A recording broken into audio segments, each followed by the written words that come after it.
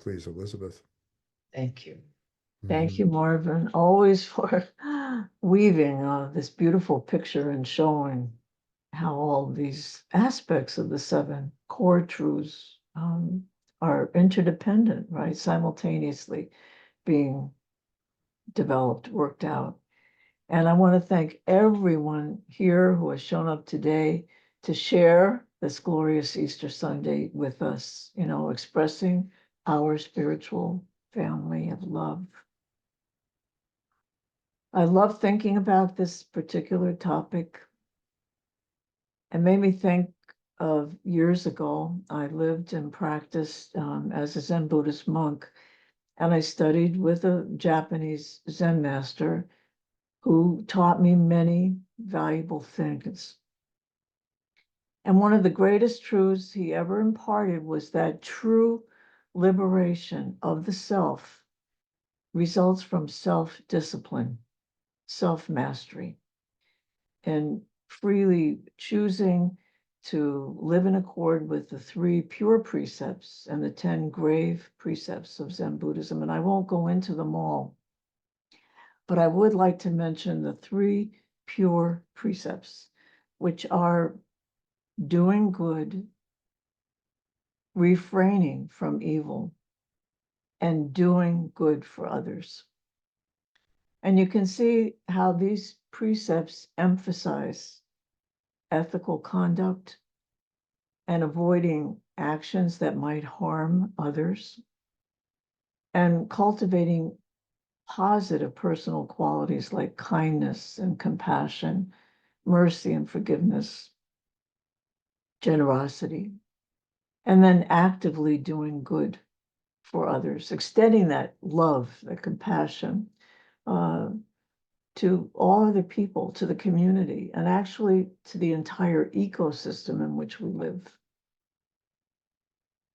He helped me to realize that freedom, free will, is not a license to indulge all your desires and impulses, to do anything you feel like doing without regard to the consequences of your actions, as if you're above the laws that apply to everyone else.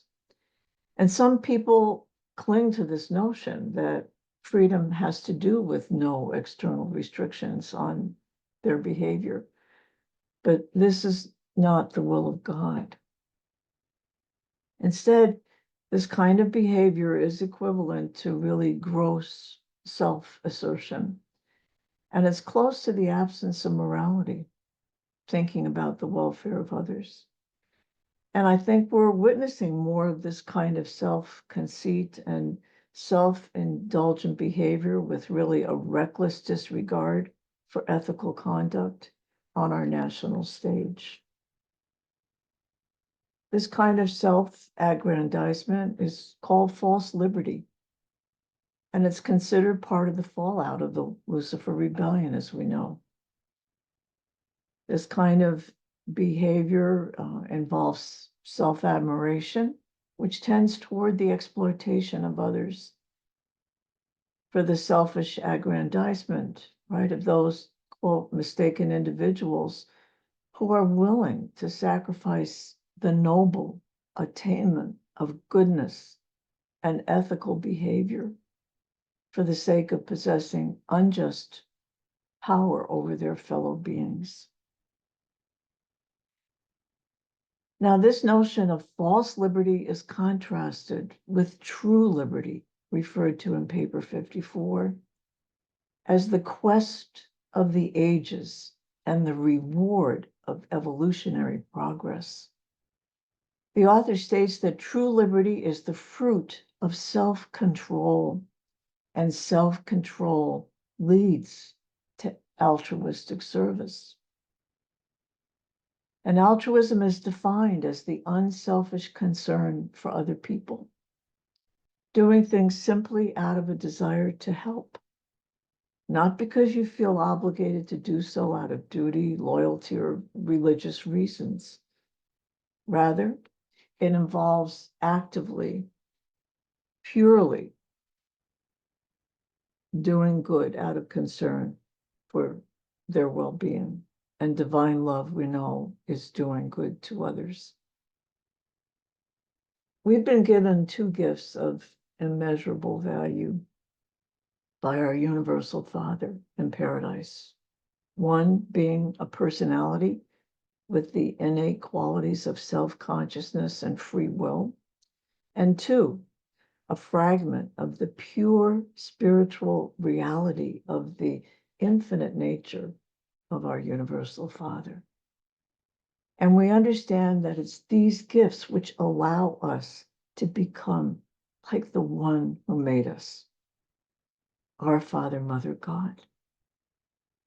And to become like God is to live in such a way that we increasingly embody and express the divine qualities of spiritual truth, beauty, goodness, and love that are inherent in our own divine nature.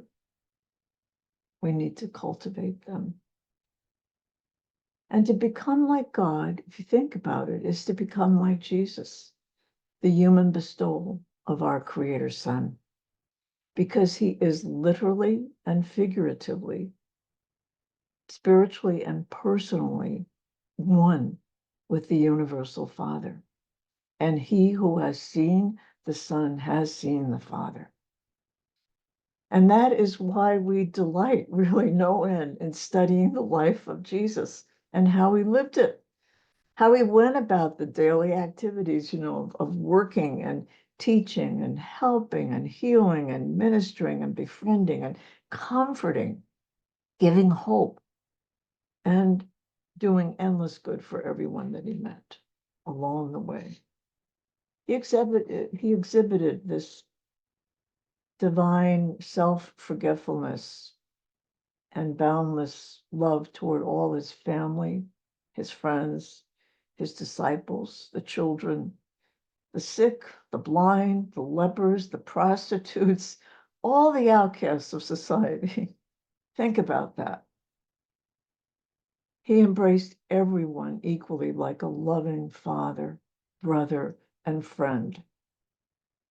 And the only ones who rejected him were the Sanhedrin, who called for his death, and he called them a den of vipers. And those mortals who could not open up to receive what he so freely offered.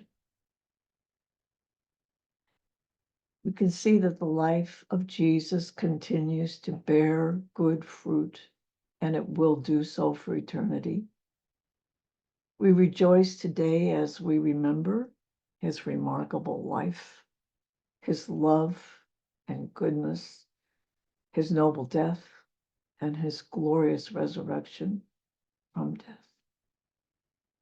We see and deeply comprehend his life to be a perfect expression in human form of the will of God. So if we don't know what the will of God is, please, all we need to do is really intensively study his life. He showed us the unfathomable love and goodness, the mercy of our universal Father. And I notice how these qualities are motherly as well as fatherly. Jesus behaved as the universal Father in paradise would act as one of us. And he did this as a completely human being, possessed of the same animal origin as us. And he mastered his human nature by exercising his inherent free will to respond to every earthly situation in the manner of our universal Father. And remember that this was the prime mandate of his bestowal mission given to him by Emmanuel before he incarnated in human form. In becoming human, Jesus' great mission was to live a life wholeheartedly devoted to doing the will of his paradise Father, thus revealing God, his Father, in the flesh to us, mortal beings. And like Jesus, in choosing to live the way and the will of God, we come into alignment with the indwelling Spirit of God, the Spirit of our universal Father. And it floods us with a kind of a peace, a joy, and a satisfaction. Isn't there this feeling of divine well-being when we do good? It feels good to do good. That's how we know. And it's in those moments of our life when our will is united. It's one with the free will of the indwelling Spirit, especially in unselfish acts of doing good to others and refraining from evil and choosing to overcome the tendencies in ourselves that are not godlike. This is self mastery. And living the way and the will of God, we feel a good sense of triumph in our never ending personal mission to think and speak and feel and act like our divine parents. And I find it's tremendously energizing to do that. And it's really good for our physical, mental, emotional, and spiritual health. And in closing, I just want to remember some words from paper 106 that are endlessly inspiring to me and sum all this up. And it goes like this. It's paper 106, section 9. Sooner or later, we arrive at the understanding that living the will of God is the eternal passport to the endless possibility of infinity itself.